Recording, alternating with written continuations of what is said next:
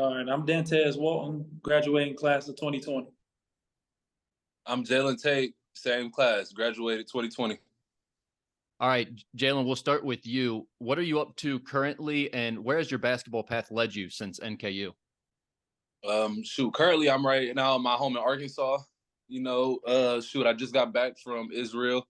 So far in my professional career, I've been Germany my first year, Sweden and Mexico, and then Kosovo last year, and I started this year in Israel, as I already said. And Dantez, how about you? I got you. My first year I did in Finland. My second year was in Czech Republic. I finished the end of the season, my third year in Czech Republic as well. And then now this is my fourth year pro, and I'm in Saudi Arabia. What was it like when the clock hit zeros and that win over UIC, Jalen? Because like you talked about, you guys had been through so much. You had gone through a coaching change. You guys had come together at the right time. And to win the Horizon League championship like that, what was that moment? Just getting to the top of the mountain, man. Like, everybody who said we couldn't, or really just proving everybody that believed we could, right, man? Just seeing the fan base grow since then but even in our time, it was just like the cherry on top of a sundae, man. Like, we talked about how we wanted to get to that point. I want to get to this level of domination. You know what I'm saying? So just feeling like we put a stamp on our careers, honestly. It was kind of bittersweet because, on our way down to the conference tournament, you were hearing all the rumors about COVID and it was real and no, it's fake and they plan on shutting things down. No March Madness. No, there will be a March Madness. And you got those things going in your head, but just to put that to the side, lock in and get a win. And then just the celebration in that locker room was unbelievable. We should probably still be apologizing to the IUPUI for the water we poured in that locker room.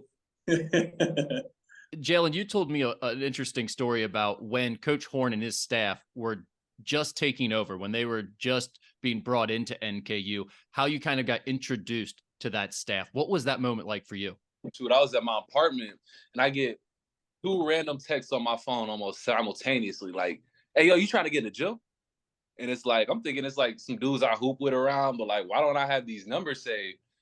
And already it's Coach Simon and Coach DH. You know what I'm saying? It's like, hey, we just got hired as the coaching staff here. And I didn't even really know all the way. I had talked with the AD at the time about who they were considering bringing in, but definitely just for two assistants of the head coach who, you know what I mean, probably just got the job maybe the day before, really hasn't even come out on announcements yet. They're already down there. They called me that first day, man. And it was like, we're super excited. We trying to get you in the lab. We got to get ready to make this comeback, man. We got to get back to the top of the mountain. We got to get back to the NCAA tournament, get back to that Horizon League, you know what I mean, championship. So just from day one, man, day absolutely almost zero, -1. They were just focused on the mission, man, and were super focused on just the development in their players and, what the task at hand is and the goals ahead of us are. You know what I'm saying? Dantez, what was the best part about playing for Coach Horn and his staff from your perspective? Man, we just meshed right away and everything just fit like a puzzle. But like I said, they had us prepared.